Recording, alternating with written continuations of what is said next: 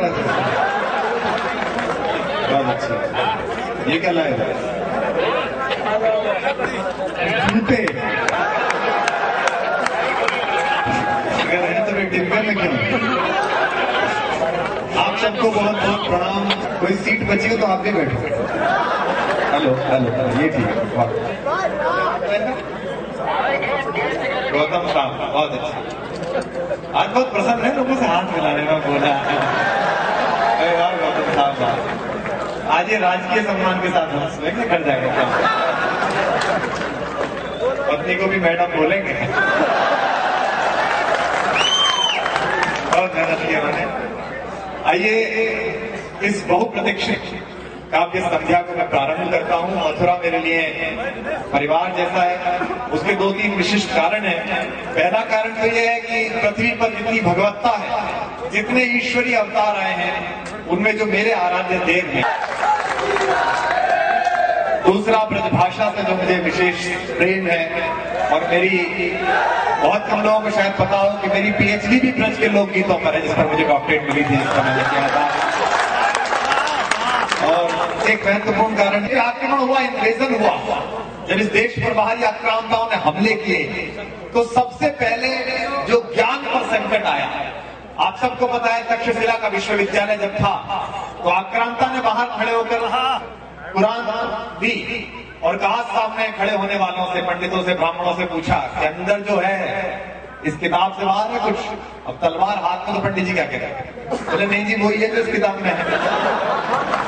तो हमलावर ने कहा जब वही सब इस किताब में तो इन किताबों की कह दो, लगा दो। और तक्षशिला में आग लगा दी गई, पाटलिपुत्र में आग लगा दी गई, नालंदा का विश्वविद्यालय फूंका गया। तब देश की मनीषा और मेधा संभालने वाले ब्राह्मणों ने संकल्प लिया कि अब विद्या को पुस्तक में नहीं लिखा जाए। हमारे यहाँ कहा भी जाता है, पैसा गांठ का और विद्या कंठ की। संस्कृत में सुभाषित है, पुस्तकस्तु या विद्या पर हस्ते गते धनम। पुस्तक में जो विद्या है और दूसरे के हाथ में जो धन है। कार्य काले समुत्पन्ने न सा विद्या न तद्धनम। काम आ पड़े तो ना वो धन है ना कुछ मामला है। घर में सुबह 6 बजे हिजड़े मांगने आ जाए तो क्रेडिट कार्ड नहीं कितना पड़ता। बोले साहब लिमिट तो 1 लाख की है पर पैसे नहीं है घर में। तो कहता तेरी लिमिट की पता नहीं पर मेरी लिमिट का पता है, कहीं कहीं नहीं है, जल्दी निकाल, नहीं तो मैं लिमिट से बाहर भी आ सकती हूँ। तो कार्य काले समुत्पन्ने न सा विद्या न तद्धनम। तो पंडितों ने यह ठेका लिया। पंडितों ने कहा कि हम अपने सारे शिष्यों को अपनी विद्या कंठस्थ करा देंगे। उनमें जो सर्वश्रेष्ठ शिष्य थे उनको ये काम सौंपा गया गुरुदक्षिणा के रूप में कि आप जब गुरुकुल से जाएंगे तो 4 वेद याद करके ले जाएंगे, आपके कंठ में होंगे। आक्रांता आएगा बाहर से इस्लाम का झंडा लेकर परचम फहराने के लिए, वो कैसे जान पाएगा किस गले को काटना है, किस गले में वेद है। तो ये संकल्प लिया। जिन सर्वश्रेष्ठ बुद्धिमान बच्चों ने, विद्यार्थियों ने 4 वेदों को कंठस्थ करने का संकल्प लिया और आगे रटाने का संकल्प लिया, वो सर्वाधिक मनीषा जो है वो चतुर्वेदी कहलाई, 4 वेदों की श्रृंखला कहलाई। उसके बाद त्रिवेदी आए जिन्होंने 3 वेद याद करे। उसके बाद 2 वेद याद करने वाले द्विवेदी आए। कुछ मिश्रित ज्ञान वाले आए, किसी ने गीता भागवत याद कर ली, वो मिश्रा कहलाए। कुछ जो गुरु के पास बैठे थे वो उपाध्याय कहलाए। हालांकि एक दिन मुझसे पूछा एक द्विवेदी जी से, मैंने कहा द्विवेदी जी आप द्विवेदी जी क्यों? बोले एक हमारे पिताजी, एक हमारी माँ, उनसे हम बने तो द्विवेदी। तो त्रिवेदी जी चतुर्वेदी से बोले चलो कहीं घूम के आते हैं। सामने से मिश्रा जी आते मिल गए, बोले वहां मत चले जाना, वहां बड़ी खतरनाक बातें हो रही हैं। हम तो त्रिवेदी कहीं सेट कर लेंगे, तुम तो मिश्रा हो, हमारा क्या करते? थोड़ा आगे पहुंचे तो भंडारी जी मिल गए, बोले तुम तो और आगे का मामला। तो ये जो यमुना मैया का तट है, जिस पृथ्वी पर एकमात्र नदी जिसे ईश्वर ने प्रेम किया, जो ईश्वर के प्रेम से स्नात हुई, और दुनिया में ऐसा कोई भगवान नहीं हुआ। दुनिया में ईश्वर ने जब पृथ्वी पर अवतार लिया, चाहे ईसा मसीह के रूप में लिया हो, चाहे हुजूर के रूप में लिया हो, पैगंबर साहब के रूप में लिया हो, दुनिया में कभी कोई ऐसा अवतार नहीं हुआ जो इतना छोटा हो जाए कि जिसके बारे में जन्मांध सूर्य गाए कि यशोदा हरि पालने झुलावे और अजरा तरले ढाक सूर के प्रभु को दूध पिया। ये केवल भारत में, ये केवल इसी मथुरा में है। और भाषा की मधुरता, ग्रियर्सन ने भी लिखा कि ब्रज से ज्यादा मीठी कोई भाषा नहीं। जब ग्रियर्सन आए यहाँ पर भारत घूमने, तो उन्होंने कहा कि मैंने एक गली में जिसमें सड़क बनी हुई नहीं थी, एक छोटी बच्ची को ठिठके खड़े देखा और उसकी माँ ने पूछा कि आती क्यों नहीं है, तो उसने कहा कि माए री माए मेरी साकरी गली में मेरे पैरों में कांकरी गड़त है। ये जो भाषा का चमत्कार है। आप कभी भी फोन करिए पवन जी, क्या फोन करिए कि भैया हैं, अभी तो ऐसे ही होते हैं, अभी बाजार में चले, आपको लगता ही नहीं है कि आप बात कर रहे हैं, लगता कविता चल रही है। यहाँ तो बुढ़े बुढ़िया भी आपस में बात करेंगे, तुम ये कह रहे कि बस बिछवाए लो अपना, मैं तुमने एक नहीं मानी, तुम्हें रपट गए, तुम्हें लग गई घुटना मिले। तो ये वो भाषा का लालित्य है, इस भाषा में हम लोग पैदा हुए हैं।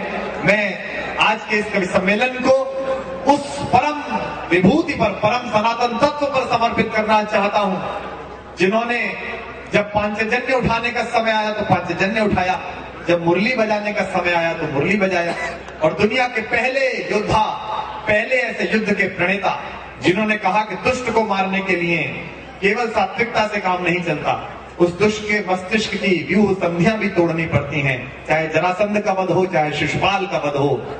मनमोहन भगवान श्री कृष्ण का नाम भी है। इस भारत के सदर के रूप में भी एक मनमोहन बैठा हुआ है।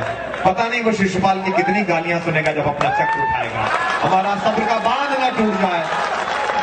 मैं इस युवा शक्ति को प्रणाम करता हुआ 4 पंक्तियां पढ़ना चाहता हूं।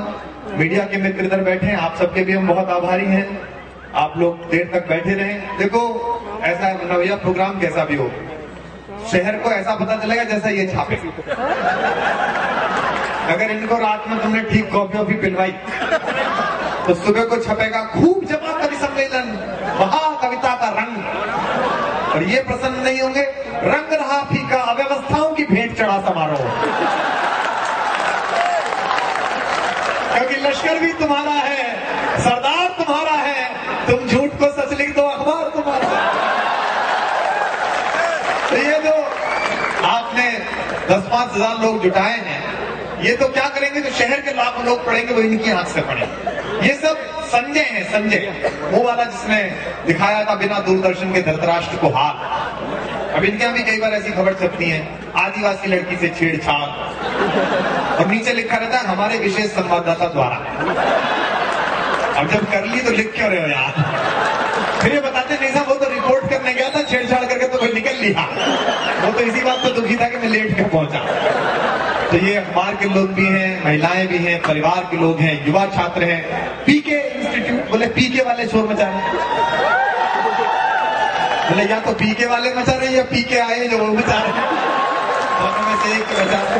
लेकिन अच्छा, इस मंच पर इधर जो ये आप शरीर देख रहे हैं, श्री रमेश मुस्कान जी, ये आगरा से मंगाए गए हैं। हर कवि को जीवन में एक आध बार आगरा जाना पड़ता है, लेकिन हम लोग स्वस्थ होकर लौट आए, ये वहीं रहते हैं। जब आप इन्हें सुनेंगे तो आपको पता चलेगा कि बीमारी कितनी गंभीर है। एक बार इनके स्वागत में आप जोरदार तालियां बजा सकते हैं।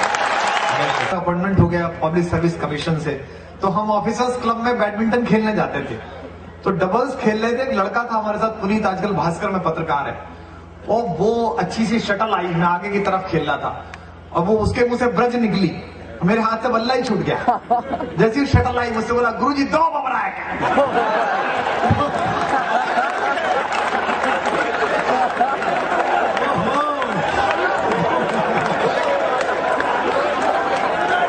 बोला गुरुजी 2 बबरा है। मेरी समझ में नहीं आई कि देना क्या है।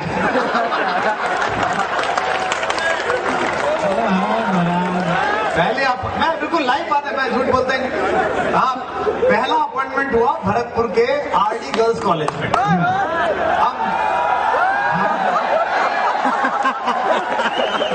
अब ब्रज की सुंदरियां, युवतियां, मैं हमारा आदमी, मैंने सोचा कि यार ये तो बहुत अच्छा हो गया, रस पढ़ाना है, रस वालों के बीच पढ़ाना तो बहुत आनंद रहेगा। सुंदर सुंदर चेहरे चारों तरफ घूमते हुए। मैं एमए की क्लास में चला साहब, वो 2 तरफ दरवाजे होते थे, एक पीछे का दरवाजा, एक आगे का दरवाजा, और मैं सामने से निकला तो उनमें एक बहुत सुंदर लड़की मुझे बहुत सुदर्शन लग रही थी। उसने अपनी दूसरी सहेली से कहा, ए नारी सुन हैदा सर आए गए।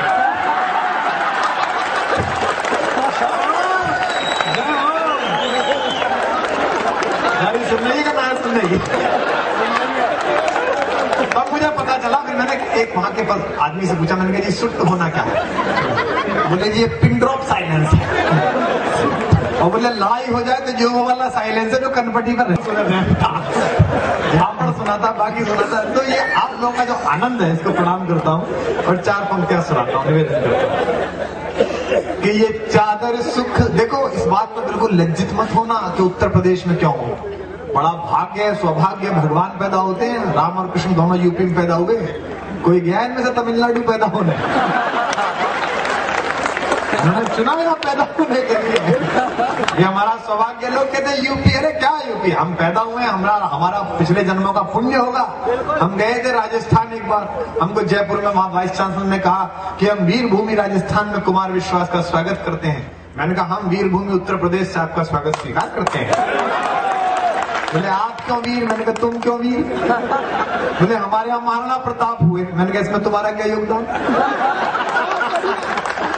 हमारे यहाँ मुलायम सिंह हुए तो हमने अप्लाई करा था क्या? हो गए, उनका भी सौभाग्य था। बोले आप समझ नहीं थे। बोले हम लोग बात पर जान दे देते हैं। मैंने कहा मथुरा चल बिना बात देते हैं। खेला ही खेल में कटता चल गो।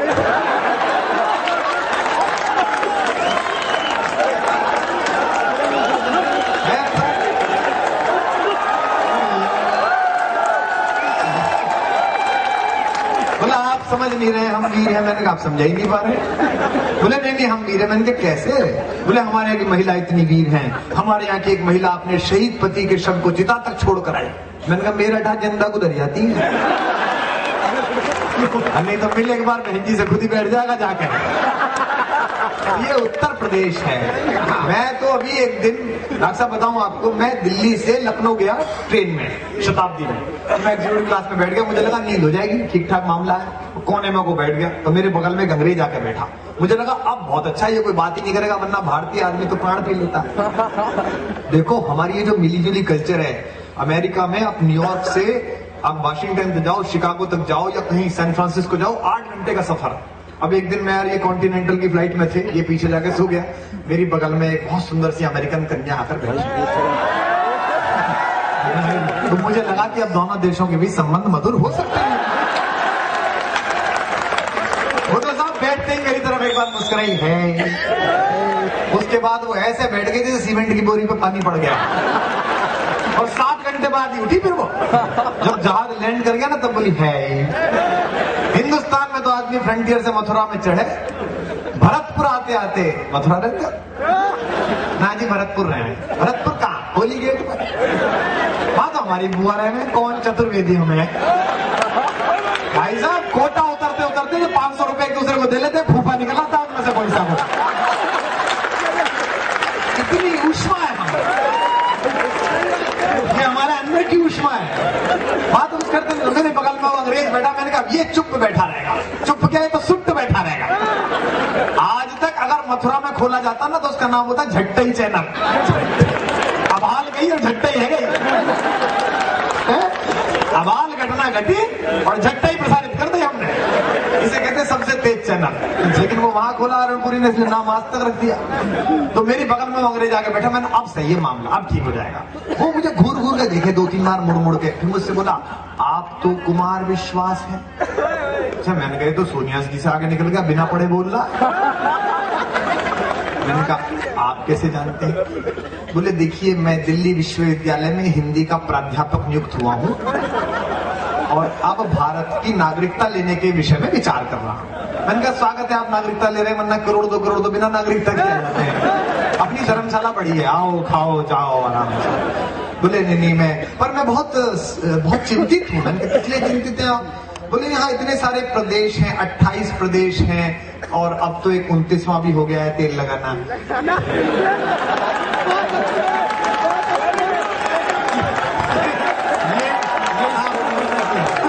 One of the very best. नहीं बनाया तो इसी काम के लिए था।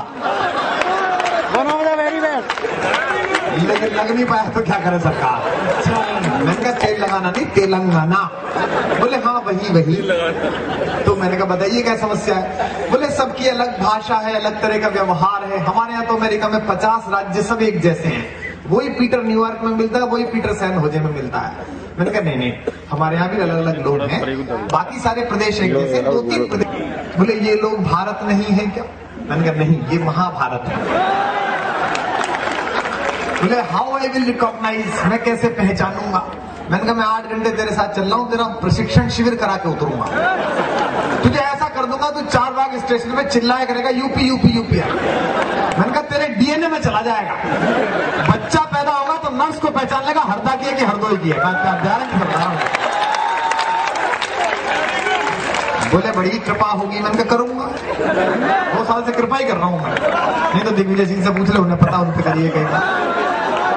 बोले आप बताइए। थोड़ी देर में सामने से एक चौधरी साहब आके सामने वाली सीट पर बैठे, हरियाणा के, लंबी मूंछ है। मैंने कहा ये हरियाणा है। तो बोले इनसे किस विषय पर बातचीत करूं? मैंने कहा विषय की आवश्यकता नहीं, हरकत कर, ये तुझसे बातचीत करेगा।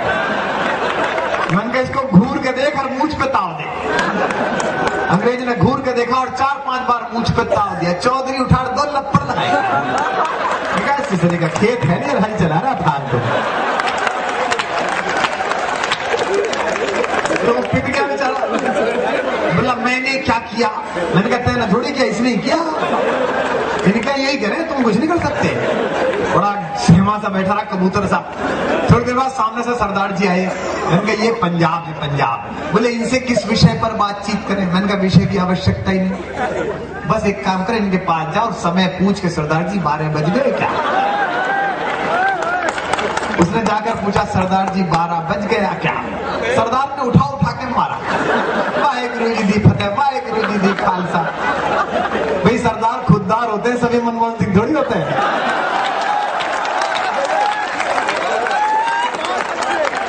लाल तो था और लाल हो गया। बोला वेरी हॉरेबल, वेरी टेरेबल। अगर ये दोनों स्टेट इतने बदमाश हैं तो यूपी कैसा होता होगा? मैंने कहा पिटवा कौन ना, प्रदेश में पैदा हुए। ये आपका सौभाग्य है, ये हमारा सौभाग्य है। मैं 4 पंक्ति और सुनाता हूँ, निवेदन करता हूँ, कोशिश करता हूँ कि मेरे जीने में मरने में तुम्हारा नाम आएगा। मैं आपको इसीलिए हंसा रहा हूँ, हंसाने का कोटा मैं अलग कर लूंगा, जब कविता सुनाऊं तब आपकी दाद आनी चाहिए, तब आपकी वाह मिलनी चाहिए। कि मेरे जीने में मरने में, मुन्ना भैया इतना आनंद दिया है हमने कि पुराना जमाना होता और आप राजा होते तो अब तक हमें एक फ्लैट दे दिया होता। आपने कुछ रिकॉर्ड कर लो रे, जो कह रहे दे दिया दे दिया, बाद में कह रहे मैंने तो दिल की बात की थी, दिल दे दिया दे दिया। और रोज मैं आपकी तरफ नहीं देख रहा था, मैं तो कहीं और देख रहा कि मेरे जीने में मरने में। ये सोच रहे होंगे पता नहीं किसे बुला लिया। देखो अब हमें जो काम सौंपा गया, अब बेचारे राहुल गांधी जी, उन्हें जबरदस्ती लोग प्रधानमंत्री बना रहे, वो बनना नहीं चाह रहे, वो कह रहे मैं बनना नहीं चाहता। हमारे गांव में दिनेश, हाँ, एक पंडित जी जो थे वो एक कुतिया के कान पकड़ के खड़े हुए थे उसके ऊपर टांग करके। तो उधर से चौधरी गुजरा, तो वो पंडित क्या रहे हैं, क्योंकि तुझे पता नहीं है, ये तो बड़ी दैवीय कृपा है इस कुतिया पे, इसके कान पकड़ के इसके ऊपर को आकर जो मन में सोचो वो पूरा हो गया। तो चौधरी बोला पंडित जी मुझे पकड़वा दे यार। उसने कान पकड़ लिए, फिर बोला पंडित जी दुआ मांगनी कैसे है? पंडित बोला रे भाड़ में गई दुआ, बावली कुतिया, मुझे भी कोई पकड़ा गया था, तू पकड़ लिया।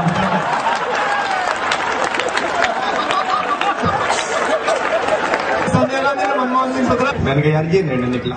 तब पंक्तियां सुनाता निवेदन कि मेरे जीने में मरने में तुम्हारा नाम आएगा। वाह करो, वाह हाँ करो। स्वामी रामदेव जी भी कहते हैं करने से होता है, तो करोगे तो होगा।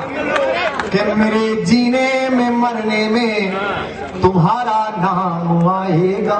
वाह मैं सांसें रोक लूं फिर भी यही इल्जाम आएगा। हर एक धड़कन में जब तुम हो तो फिर अपराध क्या मेरा। अब ब्रजभूमि में अगर हाथ नहीं उठे अगली पंक्ति में तो भारत में कहीं ना सुनी जाएगी ये लाइन। हर एक धड़कन में जब तुम हो तो फिर अपराध क्या मेरा। अगर राधा पुकारेगी तो फिर घनश्याम आएगा। अगर राधा पुकारेगी तो फिर घनश्याम आएगा। कि कोई पत्थर मूरत है, किसी पत्थर में मूरत है। याद करो चेहरे कि कोई पत्थर की मूरत है, किसी पत्थर में मूरत है। लो हमने देख ली दुनिया जो इतनी खूबसूरत है। लो हमने देख ली दुनिया जो इतनी खूबसूरत है। जमाना अपनी समझे पर मुझे अपनी खबर ये है। आधी लाइन आपके मुंह से छीन लूं तो आपके हाथ भी खुले मिले। जमाना अपनी समझे पर मुझे अपनी खबर ये है। तुझे मेरी जरूरत है, मुझे तेरी जरूरत है। तुझे मेरी जरूरत है, मुझे तेरी जरूरत है। एक नई मुक्तक सुनिए जी भैया। कि ये तेरी बेरुखी की हमसे आदत खास टूटेगी। लोग पूछते हैं 2-3 साल हो गए आपको लड़ते हुए, 2-3 साल हो गए आपको कानून मांगते हुए, कब तक लड़ोगे?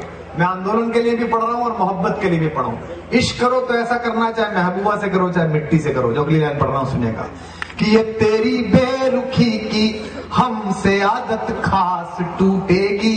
अगली पंक्ति अपनी खुददारी के लिए पढ़ रहा हूँ, जिसके दरवाजे पर दोनों पार्टियां राज्यसभा के टिकट भेजती हैं, लेकिन मुझे लगता है कि जनसभा का टिकट सबसे बड़ा जो मेरे पास है। पंक्ति पढ़ रहा हूँ, मुझे दाद देना। ये तेरी बेरुखी की हमसे आदत खास टूटेगी। कोई दरिया न ये समझे कि मेरी प्यास टूटेगी। कोई दरिया न ये समझे। हमारा क्या बिगाड़ोगे? 5000 साल का जात के बावन में हम तो 5000 साल का इतिहास है मांगने खाने का। थोड़ी है कि लाख लगाए और 350 करोड़ हो गए। हमारा क्या बिगाड़ोगे? एक नौकरी थी वो भी छोड़ दी। बोले साहब तुम कॉलेज नहीं जाते, मैंने कहा तू ही चला जा, चल मैं तो छोड़ दे। ये तेरी बेरुखी की हमसे आदत खास टूटेगी। कोई दरिया न ये समझे, कौन भैया? कोई दरिया न ये समझे कि मेरी प्यास टूटेगी। देंगे 1.5 साल हो गए, कुछ नहीं हुआ। अब इनको भी पढ़ रहा हूँ और महबूबा के लिए भी पढ़ रहा हूँ, जहां वो सोती हो वो भी सुनो। तेरे वादे का तू जाने मेरा वो ही इरादा है कि जिस दिन सांस टूटेगी उसी दिन आस टूटेगी। क्या बात है, उसी दिन आस। बहुत बढ़िया। कुछ पंक्तियां वो सुनाता हूँ जो मुझसे ज्यादा मशहूर है। मैं भी इतना लोकप्रिय नहीं जितनी ये पंक्तियां मशहूर है। निवेदन करता हूँ कि कोई दीवाना कहता है, कोई पागल समझता है, मगर धरती की बेचैनी तो बस बादल समझता है। मैं तुझसे दूर कैसा हूँ, तू मुझसे दूर कैसी है। ये तेरा दिल समझता है, या मेरा दिल समझता है। कि बहुत बिखरा बहुत टूटा थपेड़े सह नहीं पाया। बहुत बिखरा बहुत टूटा। मेरे छोटे भाई बहन बैठे हैं, ये हमारे जवान दोस्त बैठे हैं। जिंदगी में कभी किसी चेहरे को, किसी व्यक्ति को, किसी काम को, किसी चीज को इतना महत्वपूर्ण मत बना लेना कि उसके ना रहने पर जिंदगी महत्वपूर्ण लगनी बंद हो जाए। बहुत बड़ी चीज है जो ईश्वर ने दी है। बहुत बिखरा बहुत टूटा थपेड़े सह